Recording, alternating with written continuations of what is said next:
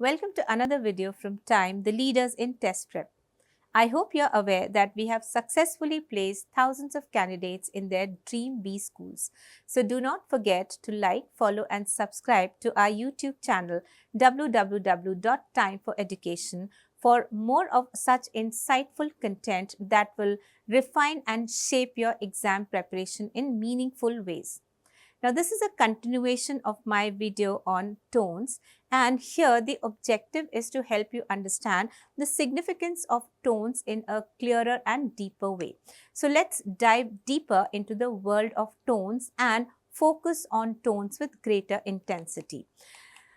What are tones? Tones are nothing but words, and you are all aware of the fact that words are power packed. When authors used words to convey emotions, opinions, beliefs, feelings and whatnot, the objective is not just to express their feelings or their emotions or tell the readers what their attitude or point of view is, but to also evoke meaningful and strong responses from readers, which is why I said words are power packed, because they carry a lot of meaning and they also impact readers. Now, if we understand words better, then it also helps us in answering questions that are related to tones, and that is what our objective is. So, if you understand tones in their entirety, then it will certainly help you tide over those problems that most of you encounter with regard to these kind of questions. Okay, so this is a foreword on tones, just to take you through whatever I discussed in my previous sessions. Tones shape the underlying attitude of a text, influencing how it is perceived.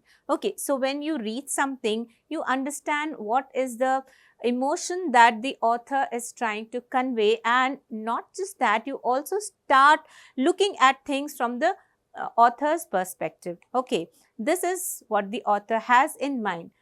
Tones go beyond just being positive, negative or neutral. Now, this is something that I have discussed in detail in my previous videos, that tones either have those words that convey positivity, or they are neutral or even negative, but they are not restricted to that. So, they go beyond being just positive, neutral or negative. They add irony, intensity or subtle misdirection also to whatever is being presented. How do they do that?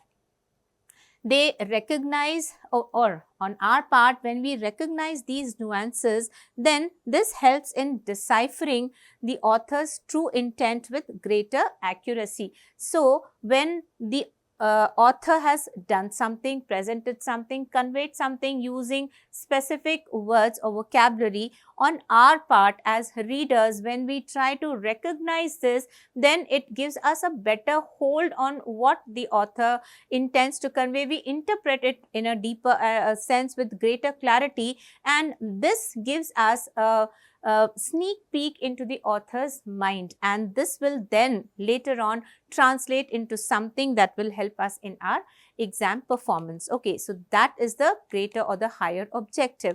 There are shades of expression that we need to be aware of.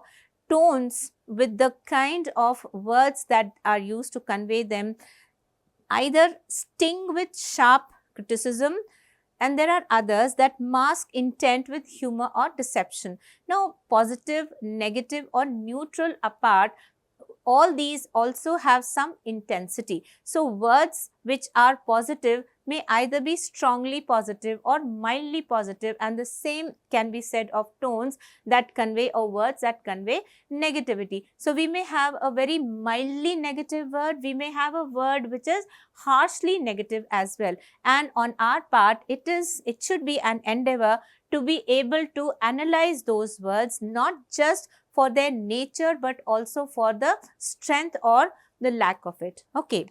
So, moving further, we have the right choice of words can make a message biting, ironic, intense or even absurd. This is what I meant when I said that words have power. Some tones cut deep, some disguise intent, and others heighten emotion. So with a focus on tones, this will help you identify or sharpen your identification of tones. It will help you understand tones in a very, very proper manner, and this is then going to, as I said, help you in your exam. So let's dive into these nuances with what I have at hand for you. More of tones with their labels and of course the reasoning that you should be aware of.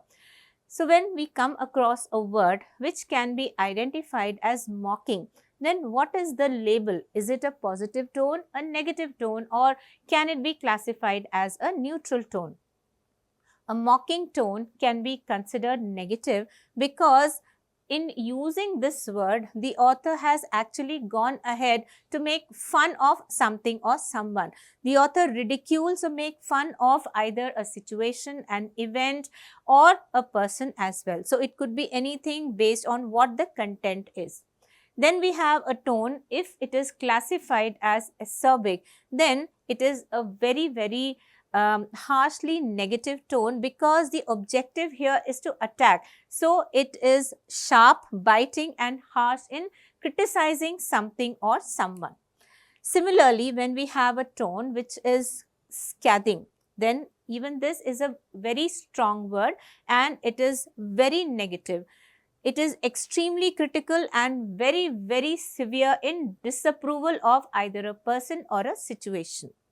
Agonizing, as a word itself suggests, is full of some kind of pain or agony or misery, and anything which reflects this emotion is always negative because it conveys intense suffering, some kind of distress, some pain. Facetious is considered to be a negative tone because it is inappropriately humorous about serious issues. So, I hope you remember the word flippant, which I had discussed in one of my previous videos. Similarly, we have facetious, and when the tone is facetious, it indicates that what is being made fun of is something which is otherwise really serious and is a matter of concern, and it should not be taken as lightly. But in the context, somebody, it could be the author or any character that the author has introduced, is making fun of such a very serious issue, and which is why the reasoning is that this conveys something which is inappropriately humorous. So it should not be made fun of, but it is being made fun of or mocked at, and which is why it's considered a negative tone. Then we have a tone which is classified as euphemistic. What is it? Is it positive or negative? It is positive.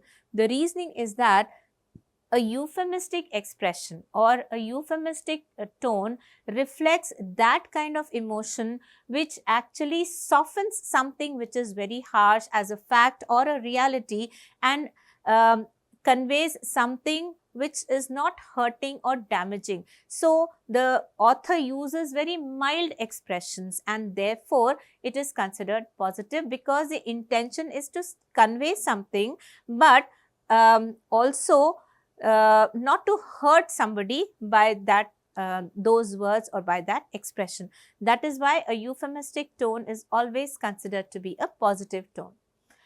Sophistic is a negative tone. I am sure you're aware of the term sophist. If not, please do look it up in the dictionary so that you have a greater clarity of what the word or the term expression sophist means. Sophists were those people who were considered to be highly intellectual, but they had this kind of understanding of things that they would be able to convince people, or they would make people do something that was bad or damaging or something that was amoral. So because of this attitude or characteristic or quality they had, they were considered to be deceptive, and their reasoning was fallacious or misled. That is why sophistic is always a negative word. Farcical is positive because it is considered exaggerated, absurd, and humorously nonsensical. So it's not intended to harm or hurt anybody or damage anything, and which is why it can be taken to be an exaggerated expression bordering on something being humorously nonsensical, which is why it's considered a positive tone. Sarcastic, I hope you know beforehand, is negative because it uses irony to mock or express contempt. And we have passionate, which is a positive tone because it displays deep emotions or strong emotions and also strong convictions towards something. So when somebody is passionate towards something, an activity or a belief, then we understand that the underlying emotion is a positive one. Okay, so there are so many words that I took up with you today, and I hope this has helped you understand tones in a deeper sense, because with these words we get to know something that is not just superficial but something that's deep and intense, and the emotions that underlie these words are what we have to gauge, which will help us understand the author's mindset, the author's feelings, the author's emotions, and as I've mentioned multiple times earlier, will then help us in answering questions that are related to tones. Fine. So I hope this was meaningful. All the best. Thank you.